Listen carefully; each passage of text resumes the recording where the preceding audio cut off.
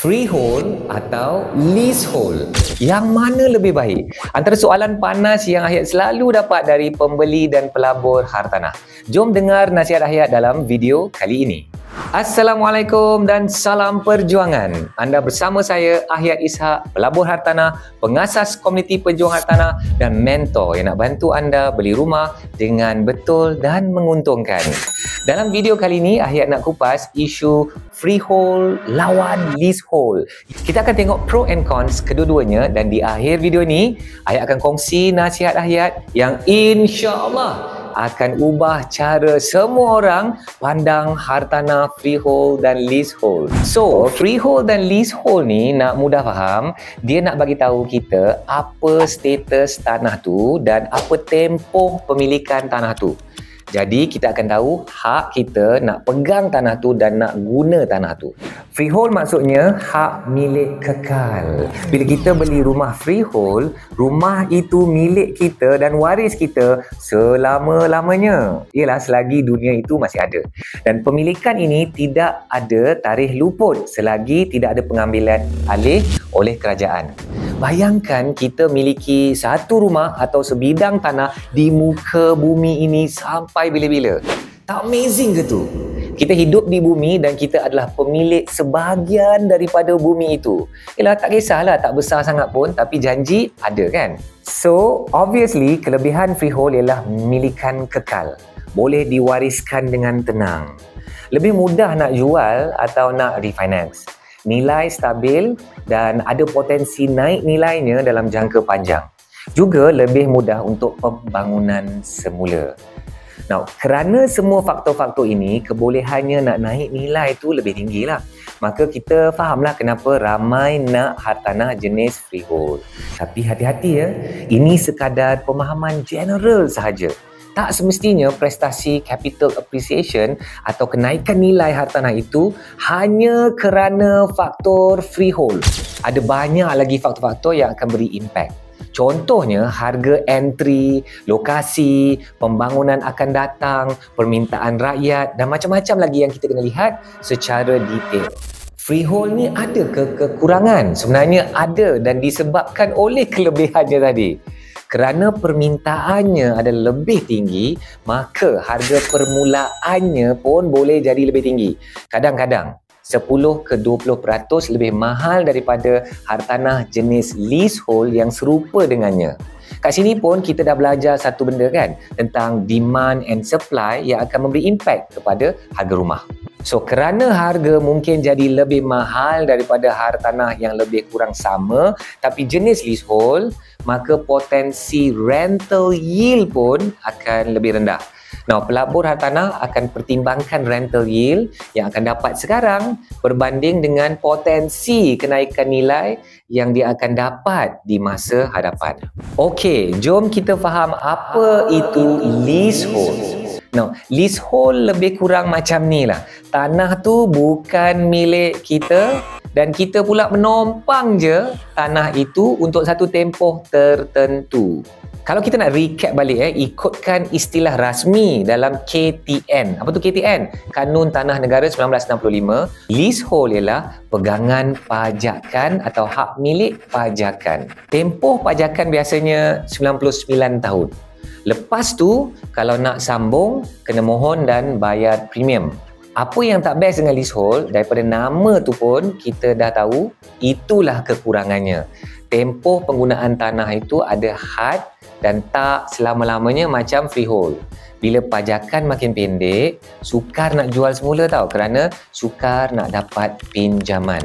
Tapi dari sudut pandangan pembiayaan, itulah konsepnya yang kita nak faham bila sukar nak jual semula. Of course, adalah banyak cara-cara yang kita nak uruskan. Kalau kita ada hartanah leasehold, kita boleh sambungkan lease-nya dan sebagainya. Okey. Tak ramai yang tahu ada bank yang meletakkan syarat tempoh lease ni mesti ada minima 20 tahun lagi selepas tamat tempoh pembiayaan. Ada yang lebih ketat syaratnya, bank letakkan syarat mesti ada 30 tahun baki lease selepas tamat pembiayaan. So kerana sebab ini, akan adalah gangguan pada potensi kenaikan nilai hartanah jenis leasehold, terutamanya bila dah sampai hujung-hujung tempoh lease.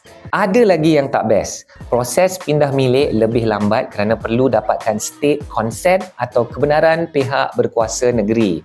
Kos pembaharuan pajakan juga mungkin tinggi bila hampir dah tamat.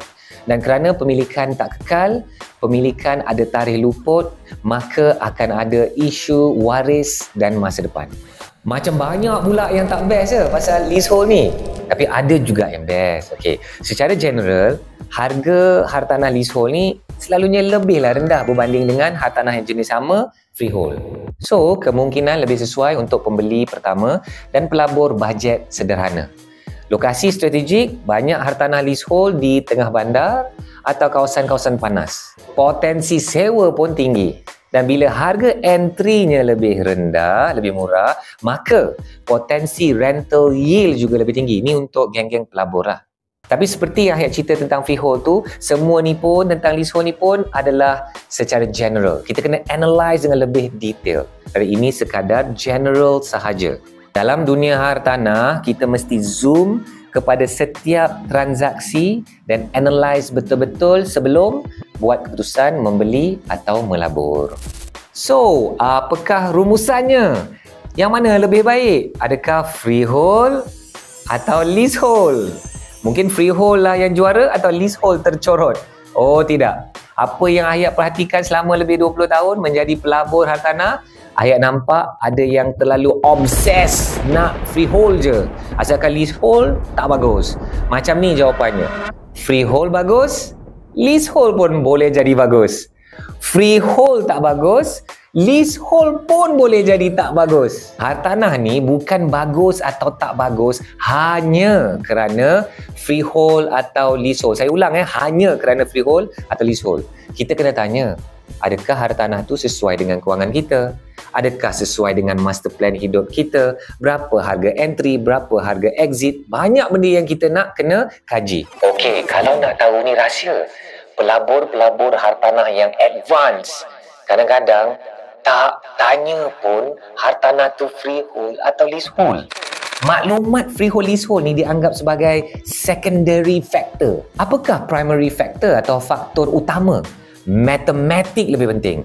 Kira-kira tentang rumah itu dan tentang keupayaan kita membeli itu adalah dianggap sebagai faktor utama.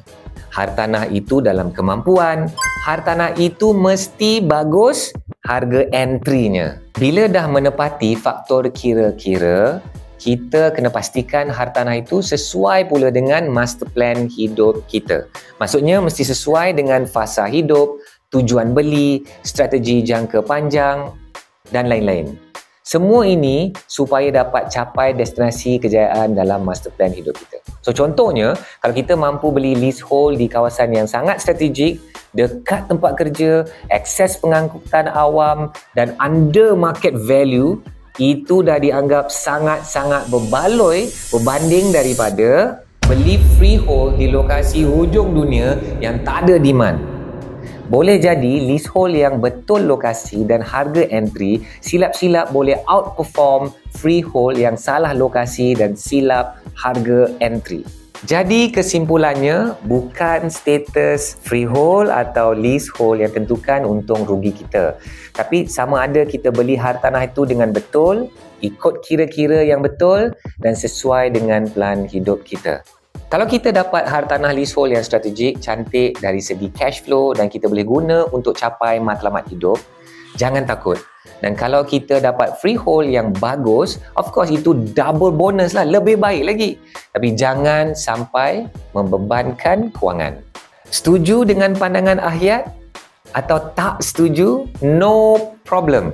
Sila komen kat bawah. Share pandangan anda dan jangan lupa like video ini dan subscribe untuk dapatkan lebih banyak ilmu hartanah. Dan kita jumpa dalam video seterusnya. Assalamualaikum dan selamat berjuang.